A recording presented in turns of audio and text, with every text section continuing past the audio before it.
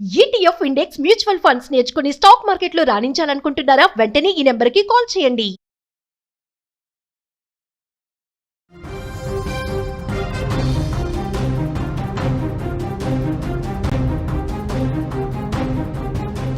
Breaking news చూస్తున్నాం. Trump మరొక shocking నిర్ణయం తీసుకున్నారు. వీసా నిబంధనలు కఠినతరం అవుతున్నాయి.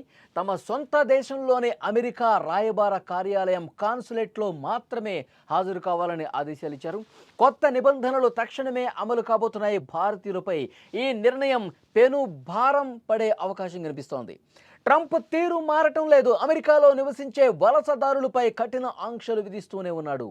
అధికారం చేపట్టినప్పటి నుంచి ట్రంప్ నిర్ణయాలు అగ్రరాజ్యంలో విదేశీయులకు తీవ్ర సమస్యలను తీసుకొచ్చి పెడుతున్నాయి. తాజాగా ఇంకొక షాకింగ్ నిర్ణయం తీసుకున్నాడు. వీసా నిబంధనలు అమెరికా కఠినతరం చేసింది.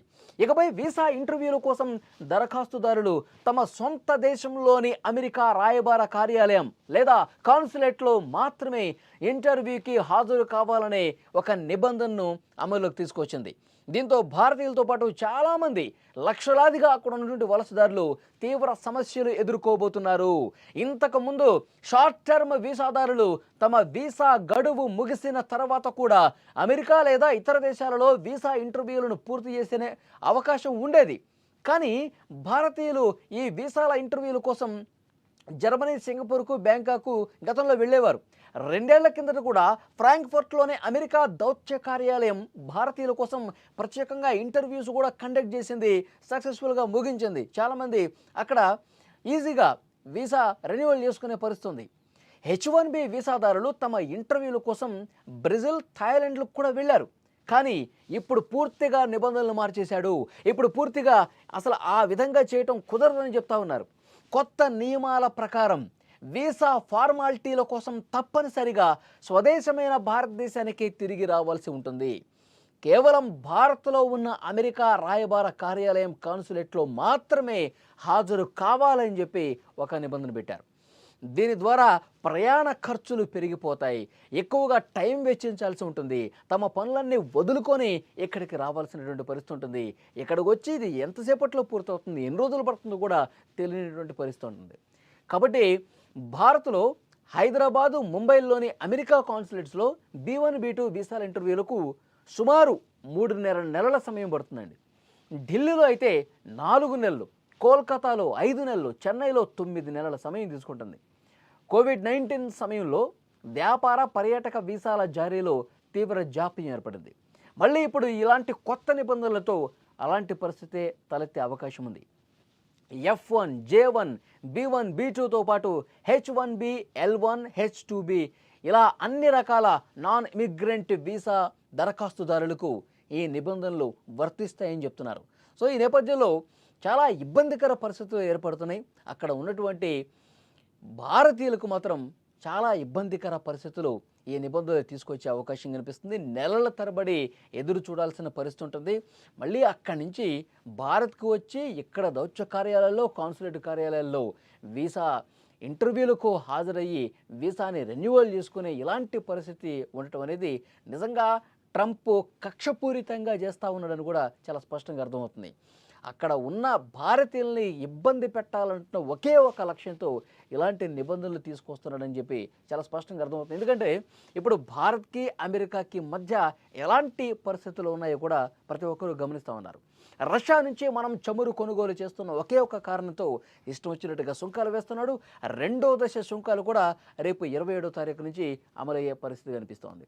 సో డెఫినెట్గా ఈ సుంకాలు అమలవుతున్నటువంటి పరిస్థితుల్లో మనం అమెరికా లేకపోతే ఇంకా మనకి వేరే గతి లేదని చెప్పి అమెరికా భావిస్తున్నటువంటి సమయంలో మనం వేరే ప్రత్యామ్నాయాలు చూసుకుంటున్న పరిస్థితి కనిపిస్తోంది.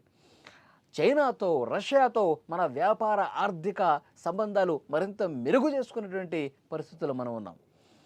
అమెరికా ఏ విధమైనటువంటి నిర్ణయాలు తీసుకున్నా, భారత్ను ఇబ్బంది పెట్టే నిర్ణయాలు తీసుకున్నా మేము ఎక్కడా తలొగ్గేది లేదు.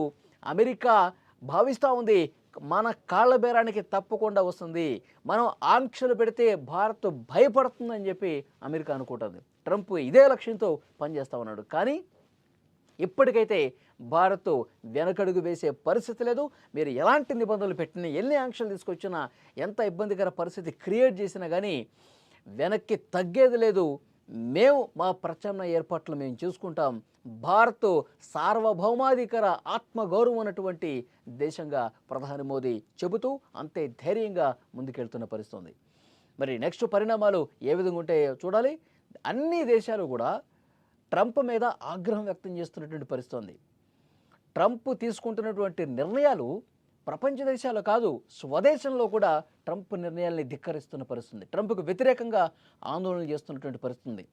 నిన్నగాక మొన్న అమెరికాలో వాషింగ్టన్ డీసీలో ఫెడరల్ దళాలని మోహరించినటువంటి నేపథ్యంలో సొంత అమెరికన్లే అక్కడ పెద్ద ఎత్తున ట్రంప్కు వ్యతిరేకంగా నినాదాలు ఇచ్చినటువంటి పరిస్థితి. సో ఇలాంటి పిచ్చి పిచ్చి నిర్ణయాలు, అహంకారపూరిత నిర్ణయాలు తీసుకుంటున్న ట్రంప్కి ఏదో ఒకరోజు ఇబ్బందికర పరిస్థితి ఉంటుంది. అక్కడి మేధావులే, అక్కడి ఆర్థిక విశ్లేషకులే చెప్తా ఉన్నారు, ట్రంప్ నిర్ణయాలతో అమెరికాలో ఆర్థిక మాంద్యం ఏర్పడే అవకాశం కూడా లేకపోలేదని చెప్పి ఒక చర్చ జరుగుతోంది. మరి ఈ నిర్ణయాలన్నీ వెనక్కి తీసుకుంటాడా డొనాల్డ్ ట్రంప్, లేదు ఇదే విధంగా ఇబ్బందికర పరిస్థితులు క్రియేట్ చేస్తారన్నది కాలమే సమాధానం చెప్తుంది.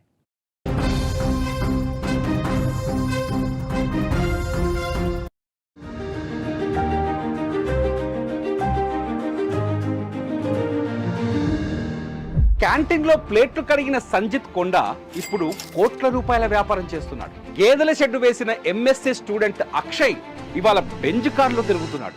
3 అడుగులు ఎత్తు కూడా లేని ఆర్తి డోగ్రి ఐఏఎస్ కొట్టి రాజస్థాన్నే వణికిస్తోంది. మహిళా పోలీసుకు భర్త సెల్యూట్ చేస్తే అవమానం అనుకొని ఐపీఎస్ చదివి మహారాష్ట్రలో అంబిక సూపర్ పోలీసుగా మారింది. వీళ్ళంతా మన చుట్టే ఉన్నారు, కానీ వీళ్ళ కథలే మనకు తెలియవు. కృషితో ఋషులుగా మారిన వీరి స్ఫూర్తినిచ్చే కథలు ఇప్పుడు మీరు సుమన్ టీవీ విజేతలు చూడండి. సక్సెస్ స్టోరీస్ కి care of address Suman TV విజేత.